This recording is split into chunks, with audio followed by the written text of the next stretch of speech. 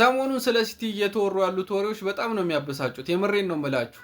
አሁን የገንዘብ ቡድን ሆኗል። ኤሊዮት የሁሉ ዋጋ ምናምን እንዴ! እነ ቼርኪን ስናመጣ የት ነበራችሁ? በጣም በትናንሽ ዋጋ ማለት ነው።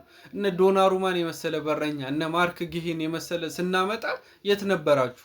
ከዛ ደግሞ ለእናንተ ጊዜ ከፍተኛ ስታወጡ ወርልድ ክላስ ያስፈልጋችኋል ስለምንል ምንም አይባልም። አሁን ሲቲ ግን ለኤሊዮት መቶ ምናምን ሲያቀርብ እንዴ በገንዘብ ሊገነባ ምናምን። ኧረ ተው፣ ይሄ ፌር አይደለም። የምሬን ነው። ሎጂካል ሆናችሁ የምታወሩ ከሆነ ለአንድ ቲም በቃ ወርልድ ክላስ አይነት ተጫዋች ያስፈልጓል። ለዛውም በርናርዶ ሲልቫ ላጣ ቲም ማለት ነው። 3 ነው የሚያስፈልገው በርናርዶ በአንድ ተጫዋች ስለማይተካ ማለት ነው። ኧረ እንፈር። ዩናይትድ ያ ሁሉ ብር አውጥቶ ከስሮ፣ አርሰናል እንደዛ ለትልቅ ተጫዋች እያወጣ ለራይስ እንደነ ፔፔም እኮ በ70 ሚሊዮን ፓውንድ እኮ ኪሳራ ነው ምንም ሳይጠቀም።